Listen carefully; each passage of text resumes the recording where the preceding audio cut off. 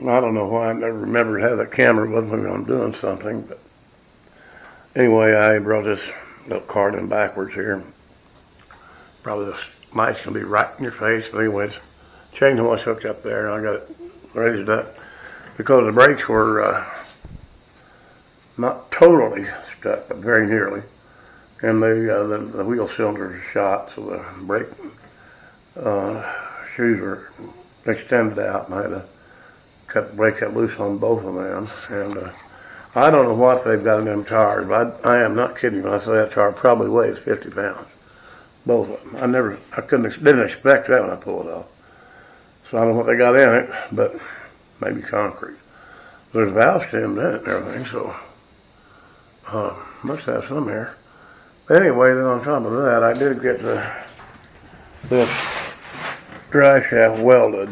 Took it down to the welding shop, and he seemed to think it would hold all right. So that's good. And then let's see. I still ain't got my wiring figured out. Let me get over here. Move for it. Messed up my hip somehow here. Let me move. Anyway, I got these motor mount parts here today. Some of them, I don't know, probably something else you got to have, but anyway, I'll see how that's supposed to work later on. And these things look awful flimsy to me. I think it'd be a lot heavier. Well, go ahead. I'm charging. Take a nap. Mine's better not too stout. I can probably make. I need some more. I can make some others. They're not hard. Wouldn't be hard to make. But anyway, that's a little bit about this. Like I said, I wish I'd have brought the camera down. I didn't even think about it. I got nearly done. I checked a lot of grease and back there and put some in it. And where the brakes go, I'll probably have to use the emergency brake because they want $30-something for each one of them wheel cylinders. That's about 40-something for the master cylinder. I'm sure it's bad too. That's a disadvantage of when they had to put them. All the older cars had the master cylinder down below under by the frame, and that's an invitation to trouble. When they put them up on the dash up there, inside the dash, that was a big improvement. One of the few things the car manufacturers did in later years was improvement. But anyway, I don't know if there's anything else I mentioned about it or not. Like I said, I should have showed you how I did it and everything. One thing I will show you is this big old wheel puller. This is a heavy one. These wheels are like the old Chryslers and some of the others. The older Fords, I think, had that. You got to put this puller on it and yank that thing out, or you'll yank it as you force it out. That's one stout old wheel puller, though. You can beat on that all day long, and it doesn't hurt anything. It will work. I loaned it to a guy here a while back to shop up there to fix his Jeep with, or somebody else's Jeep with his. But nonetheless, it works. The stouts, you can get them on with that. If you can't, well, it's probably pretty tight. Anyway, chain hoist working good up on my beams up there. I've been using my air hose and the electric thing and all that. So that's it for now. It's kind of chilly this morning. Warmed up about 60-something today, and so it wasn't uncomfortable at all. I think I'm gonna maybe get back and do a little something before it gets too cold again. All right, y'all take care. Talk to you later. Bye now. Okay, well, I don't know anything about these kind of motors. As many small engines I have fooled with. Never one of the motorcycle or four-wheelers. I never really had an urge to because to me they're kind of weird. So what I'm going to try to do is figure out how the motor mounts work. What's these for a guy? And I guess they go, I don't know, they got one here like this. Or down here. And this piece here came off of the back of that little truckster thing, and it was just about, might be able to mount this on here somehow. Of course, the hole ain't quite the same, but might be able to use that to mount it somehow with. And this is going to be obviously going to set like this, with this being the back. And of course, I'll probably set more a little pitch forward to that because the drive shaft, well, it may not be too far off. Then over here, we got this shifter thing, which I don't really understand the logic of that, but whatever. Take this out of the way here. I did get spark while ago, by the way, but then I shortly proceeded to burn my coil up. So I had to, or the reason I burnt the coil is I hooked the wires up in the wrong place. I mean, I thought maybe cut the far off to the coil, but somehow the other went in the wrong way. So I got to take this thing off, and cause see, like this will be the rear end of the thing. See, yeah, this is the rear end. This is, it'll be backward this, but the camera's, they're actually set like this. With the, with this gizmo like this. So what we're going to tend to do is probably have to run this spoiler out or something. I don't even know how that works. Okay, up and down, all around. Suppose it has some kind of automatic clutch.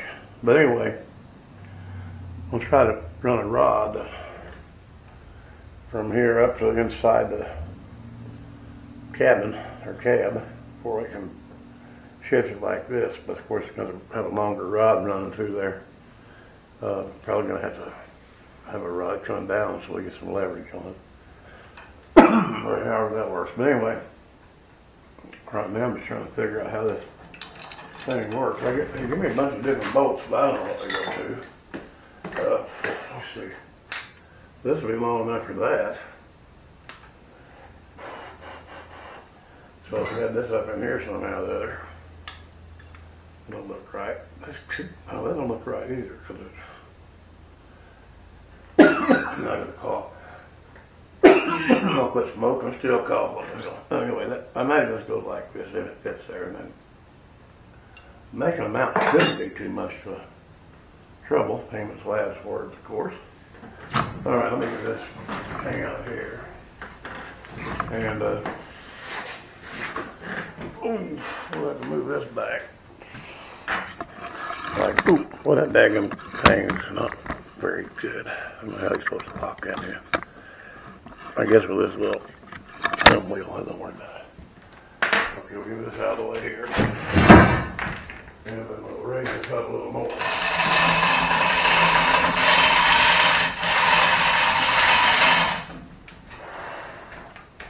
And then we got room, not much.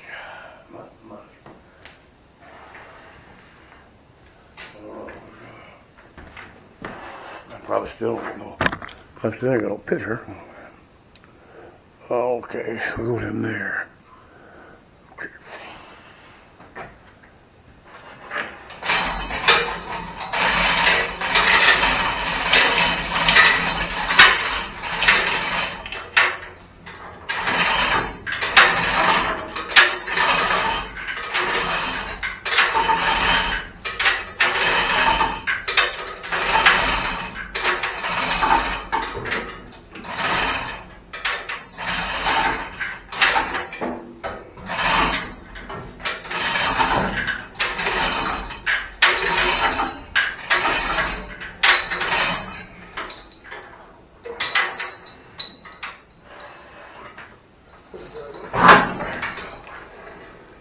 That's not too bad. Okay. Put the wrong one.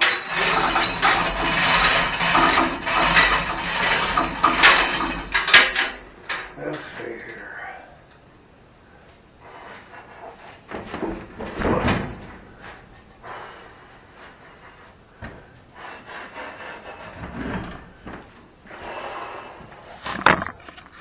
Oh, come on, baby.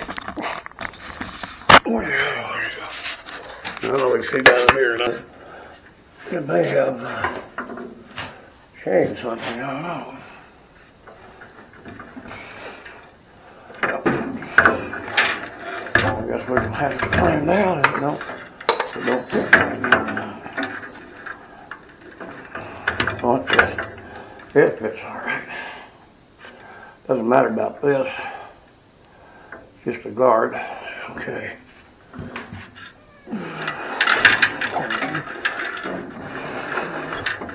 And then, of course, this, we've got to come down now.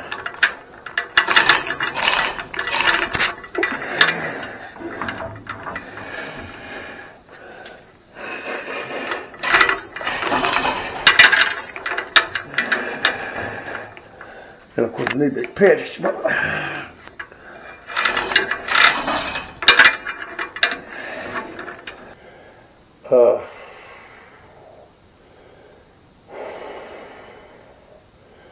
yeah. Okay, well.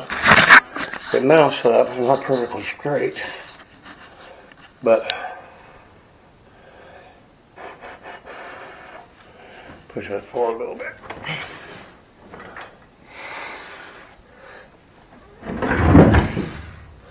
Lock the wheel. Oh, you couldn't see nothing that way, could you? All right.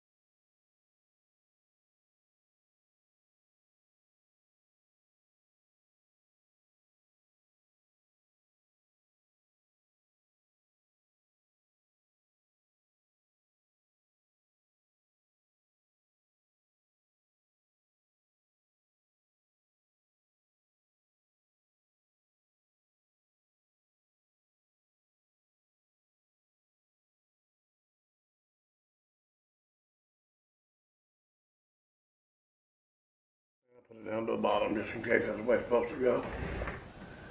I don't know if that's in there quite right or not. I don't know, really. Kind of a dumbass way of doing things, I'll tell you. Anyway, this is here.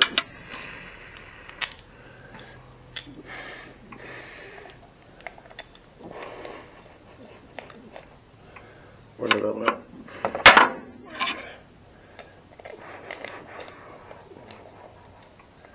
I guess it'll work. I don't know. I guess it'll pull up in there like it's supposed to be.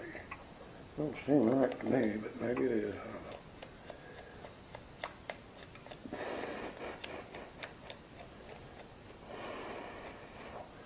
You know, I found out a long time ago that anything, especially if it's aluminum, you don't want to go too much one way or too much the other. You have to break it. I did that one time on my old mobile. I broke the traffic brackets on that. Is that right or not?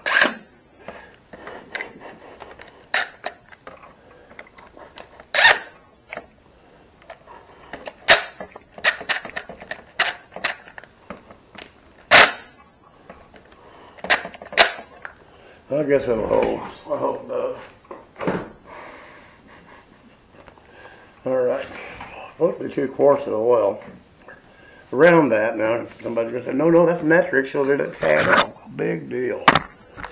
A little more, a little less, so what, you know. Anyway, I'm going to put it all back in. That's pretty mundane, so we'll get done with that. I think this deal here might make a pretty good motor mount, but I think it's binding right here. So I'm going to try to cut a little of this out with a plasma cutter. I can't cut where the hoop's not for straight or nothing. So I guess we won't be not going for looks. Alright.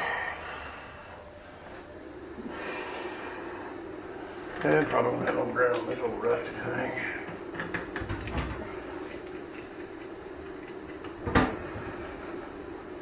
Yeah, let's see, where's the rest of that thing at? Here it is.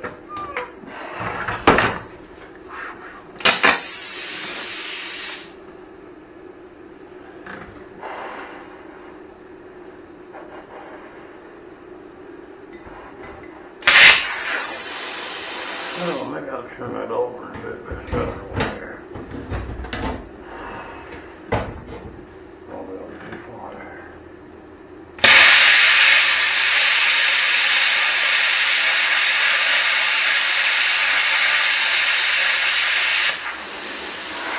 Okay, straight, of course.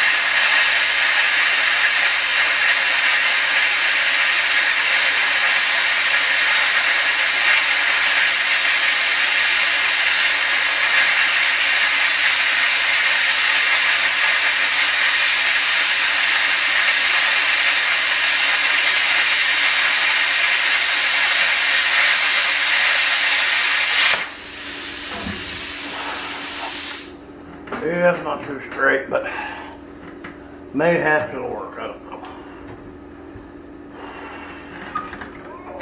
Oh, see if that dross will come off there. Not really, but it should. Turn this off. There we go. Of course, that I haven't done very far. It'll all go now.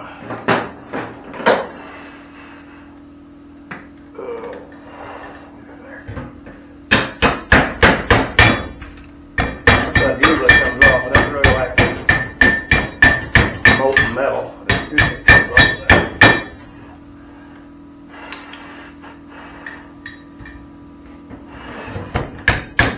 Could turn that up, make it a little fits, I ain't worried about it.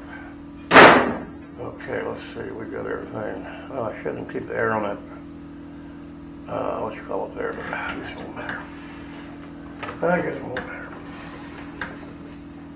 Get up there and out of the way. Now, there's that. And of course, that's going to be kind of warm. Well, it won't be real bad. Well, it's hot enough. Don't hold your hand up too long.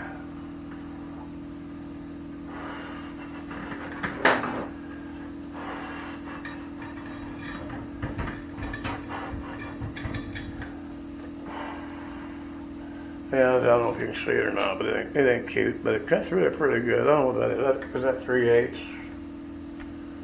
Quarter inch, I don't know. But it little cutter works good, but you got to take your time. It ain't like one of them high-class fancy jobs that cost you $30,000, you know, but whatever. As long as it works. I don't use it that much. But it's worth $300. I think that's what it was I gave for it. I think they're cheaper now. Of course, that's got a little impurities on the end here that needs to come off. Well, I didn't have. Here it is. Doesn't want to come through there.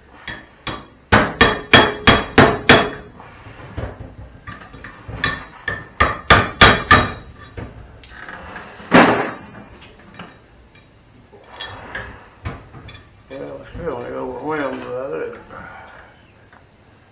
Yeah, just a little cooler on that with it.